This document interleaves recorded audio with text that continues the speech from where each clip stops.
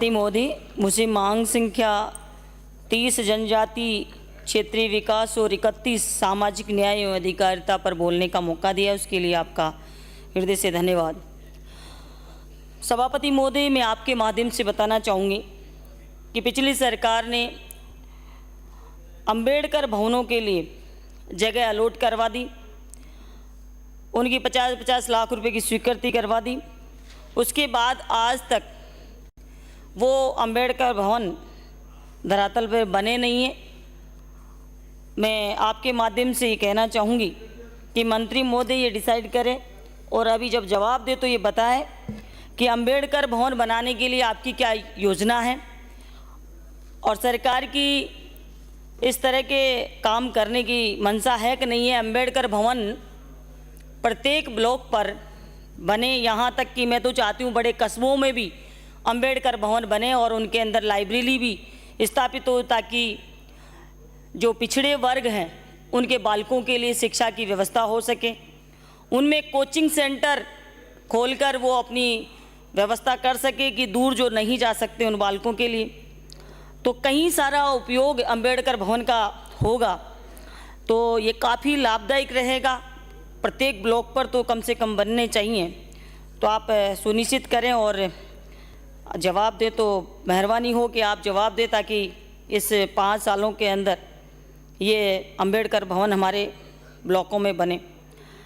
सभापति महोदय, मैं आपके माध्यम से कहना चाहूँगी कि विकलांग जो हर क्षेत्र में हर गांव के अंदर मिल जाएंगे, विकलांगों के लिए कोई स्थायी रोजगार की व्यवस्था सुनिश्चित हो, ताकि वो अपनी जो जीवन यापन है जो वो अपनी शारीरिक कमजोरी की वजह से नहीं कर पाते हैं, उनके लिए सरकार की तरफ से कोई स्थायी रोजगार की व्यवस्था हो जाए तो वो कर सकते हैं।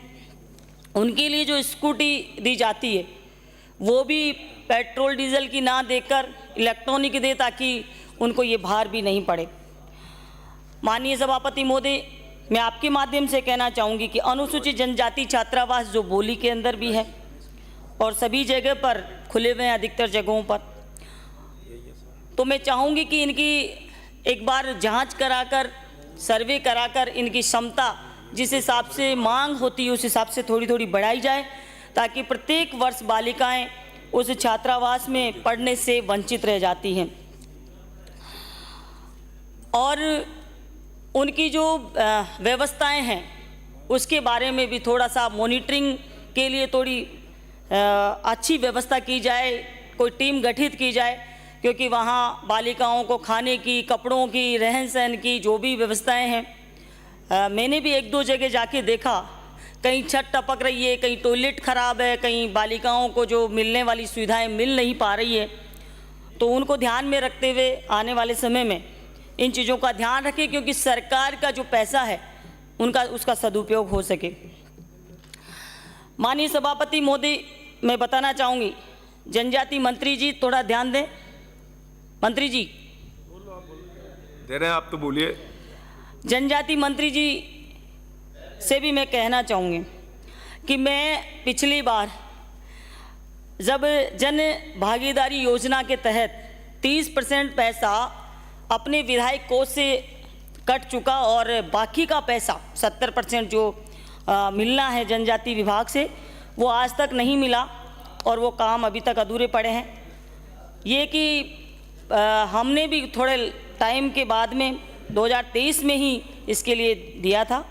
और ये बताएं जनजाति मंत्री जी अपने जवाब में कि मेरे काफ़ी सारे 1-1.5 करोड़ के काम थे, उनका क्या प्रक्रिया चल रही है, क्योंकि साल भर भी अब होने वाला है, 8 महीने आपकी सरकार को भी हो गया और 1-1.5 साल से ये प्रक्रिया, 1.25 साल से ये प्रक्रिया चल रही है। माननीय सभापति महोदय, मैं आपके माध्यम से कहना चाहूँगी कि जिस तरीके से शहरों के अंदर, गाँव के अंदर भिक्षावृत्ति है, यहाँ जो बत्तियाँ होती है उस पर जो भिखारी मांगते हैं, उनके लिए कोई ऐसी योजना बनाए ताकि वो सड़क पर खड़े होके, क्योंकि आज उनका भी वहाँ पर भी शोषण हो रहा है। वो भिक्षा खुद नहीं मांग रहे, उनके टेंडर, उनकी ठेकेदारी प्रथा चल रही है और वो उनको कमा कर देते हैं और उसके बदले वो उनको मजदूरी देते हैं। तो ये लगातार बत्तियों पर हम सभी लोग जाते हैं, प्रदेश के अधिकारी भी जाते हैं, सरकार के नुमाइंदे भी जाते हैं, सभी लोग देखते हैं उन लोगों को, लेकिन उनकी आज तक किसी ने व्यवस्था की नहीं। तो आप थोड़ा सा इसके अंदर ये भी ध्यान रखें कि इन लोगों के लिए भी सोचा जाए, और इनके लिए भी पहले भी एक योजना बनाई थी, ले जाके उनको प्रशिक्षित किया था, कई सारी योजनाएं चली लेकिन वो सक्सेस नहीं हो पाई। माननीय सभापति महोदय, मैं आपके माध्यम से ये कहना चाहूँगी कि माँबाड़ी विद्यालय खोले गए आदिवासी क्षेत्रों के अंदर। उन माँबाड़ी विद्यालयों में 2-2, 3-3 साल से भवन अभी तक बने नहीं हैं, काफ़ी सालों से 10-10 साल से भी नहीं बने बताए। मेरे इलाके में तो पिछली बार 10 माँबाड़ी विद्यालय खुले थे, उनके आज तक भी भवन नहीं बनाए गए, और उनके अंदर जो बालक पढ़ने आते हैं उनको सरकारी अवकाश होता है, उसके दिन भी छुट्टी नहीं दी जाती। तो ये भी आप ध्यान रखें, इसमें सुनिश्चित करें कि सभी बालकों की अगर छुट्टी हो प्रदेश के अंदर तो उनकी भी छुट्टी सुनिश्चित करें, और उनके भवन की भी व्यवस्था करें, क्योंकि भवन की अभाव के अंदर अव्यवस्था हो रही है। बालक ठीक से कभी कहाँ किराए से लेकर वो स्कूल चलाते हैं।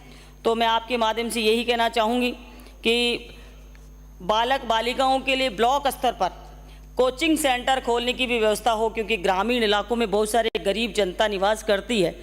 अपने बालकों को और बालिकाओं को विशेषकर बाहर नहीं भेजना चाहते, तो सीनियर पढ़ने के बाद में और उसके बाद कॉलेज हो तो बीए करने के बाद में भी उनको बाहर नहीं भेजा जाता। तो कोचिंग के अभाव में वो अपनी जो प्रतियोगी परीक्षाएं देते हैं उसके अंदर सफल नहीं हो पाते।